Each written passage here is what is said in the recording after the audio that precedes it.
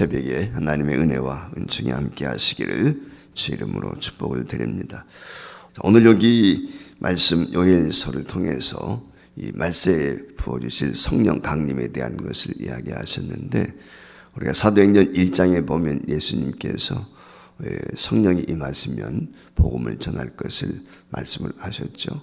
그 말씀에 의해서 그 예수님의 승천을 목격했던 제자들이 마가의 다락방에 모여서 기도하게 되는데, 1장 15절 말씀에 보면 그 무리의 수가 한 120명 정도 되었더라, 그렇게 말씀을 하고 있습니다. 그래서 그 120여 명의 제자들이 모여서 했던 일 중에 하나가 이 마띠아를 가룟 유다를 대신해서 제자로 세우게 되죠. 그리고 나서 사도행전 2장 1절 이하에 가게 되면 그들이 열흘 동안 하나님 앞에 열심히 기도하게 되었을 때 예수님의 승천 후 열흘이 지나서 성령 충만함이 그 마가의 다락방에 임했던 것을 우리가 기억을 합니다. 그 성령 충만이 마가의 다락방에 임하게 되었을 때 그곳에 모였던 제자들이 각기 다른 방언으로 말을 하기 시작을 했습니다.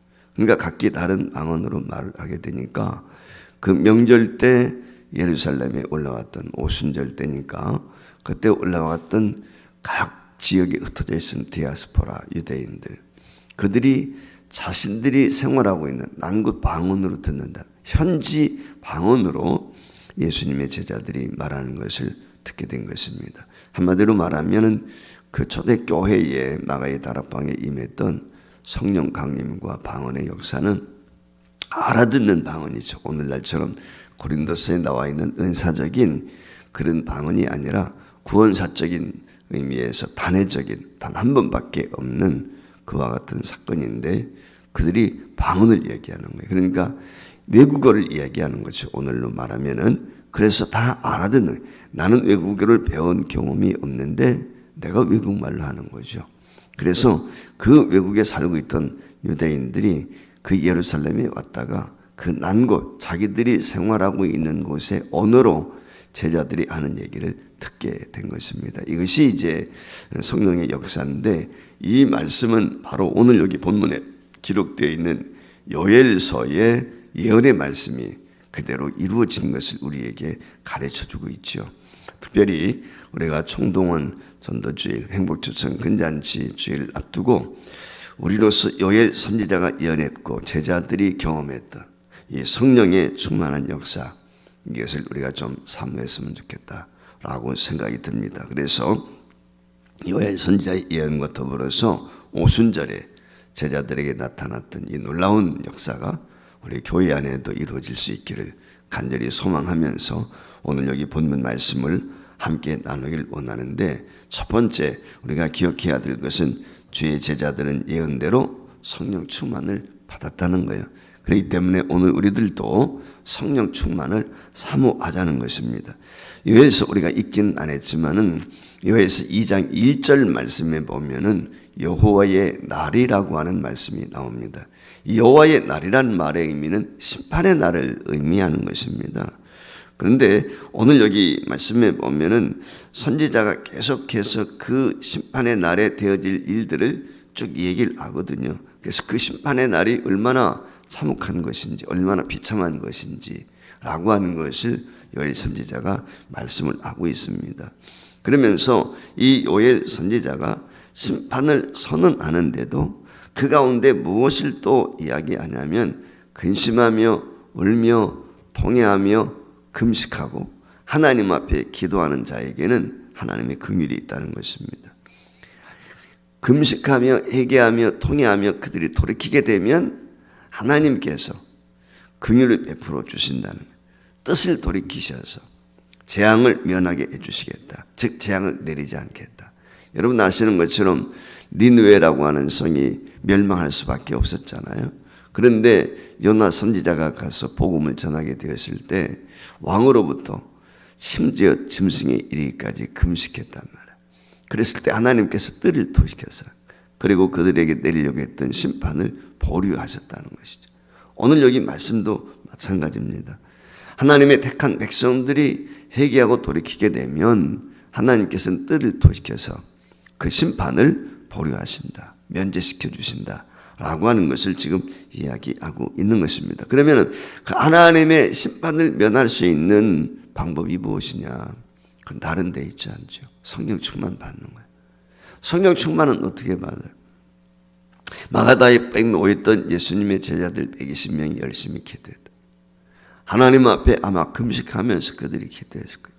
그 기도 가운데 성령의 역사, 즉 하나님의 응답이 이루어진 것입니다.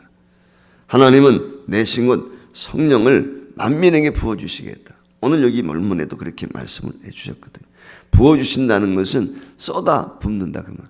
폭풍우를 쏟아 붓는, 양동이에 물을 쏟아 붓는 것처럼 그렇게 부어주시겠다 약속을 하셨습니다. 그래서 실제적으로 사도행전 2장 1절 이하에 보면 그들이 성령 충만을 받게 되고 불같은 성령, 물같은 성령, 보이지 않지만 놀라운 현상이 나타나지 않습니까? 그 성령의 충만함을 받고 베드로가 나가서 복음을 전하게 되는데 그 복음을 듣는 사람들의 심령과 폐부를 찔르는 거예요. 그들이 돌이키게 되는 것입니다.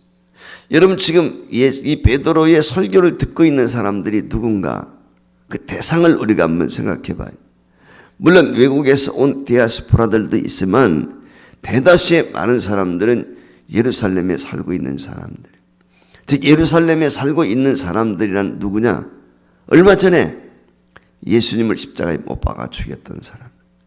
50여일 전에 예수님을 십자가에 못 박아 죽였던 6월절 때 예수님을 십자가에 못 박아 죽임으로 산 제물이 되셨던 그 예수님. 그 예수님을 십자가에 못 박아 죽일 때는 눈 하나 깜짝하지 않았어요.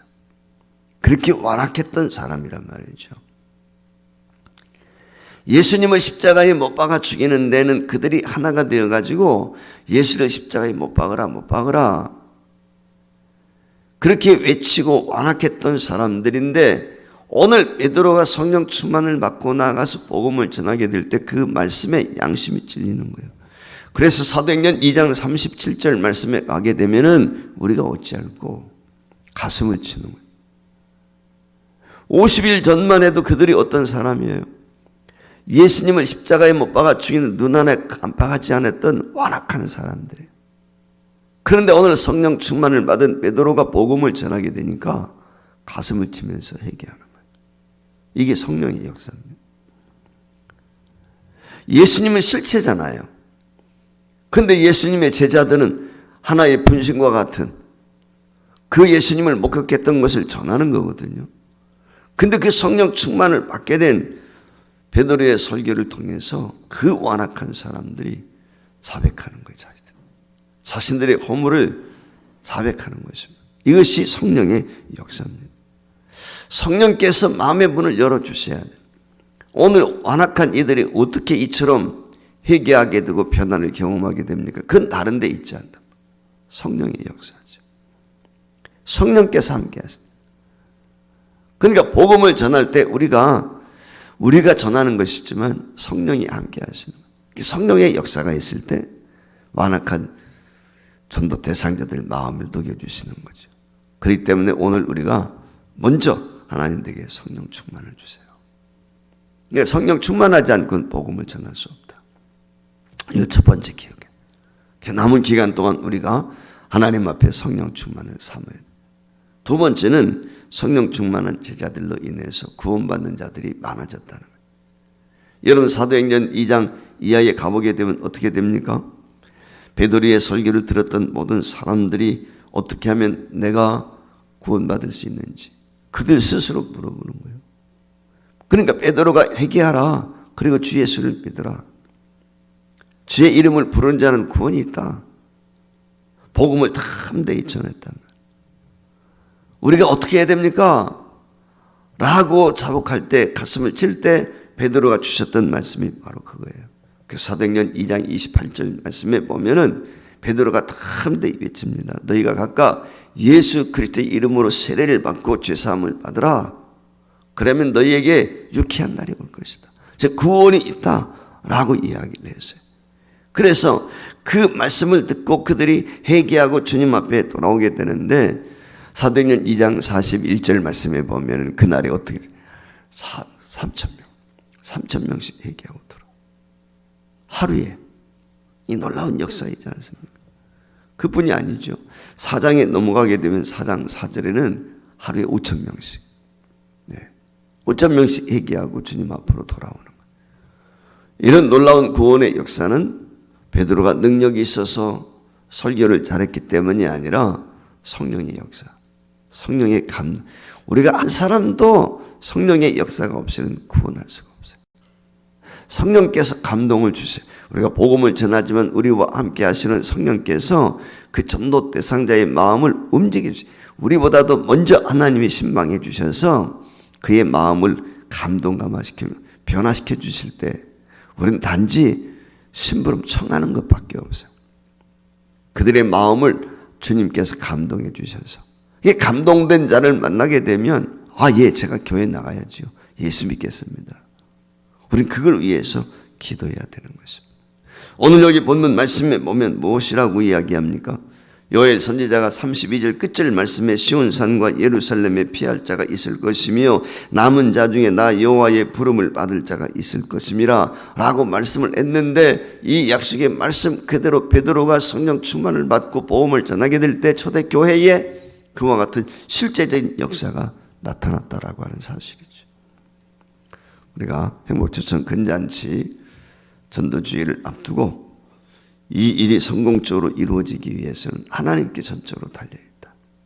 따라서 저와 여러분들이 새벽을 깨우며 또 시간 나는 대로 기도하면서 성령의 은혜를 사모하고 성령님의 능력을 덧입어서 주님의 말씀을 듣고 나아가 복음을 전하게 될 때 오늘 약속한 이 말씀이 비록 부족하지만 저와 여러분들을 통해서 놀라운 이 시대의 역사를 이룰 것을 믿습니다.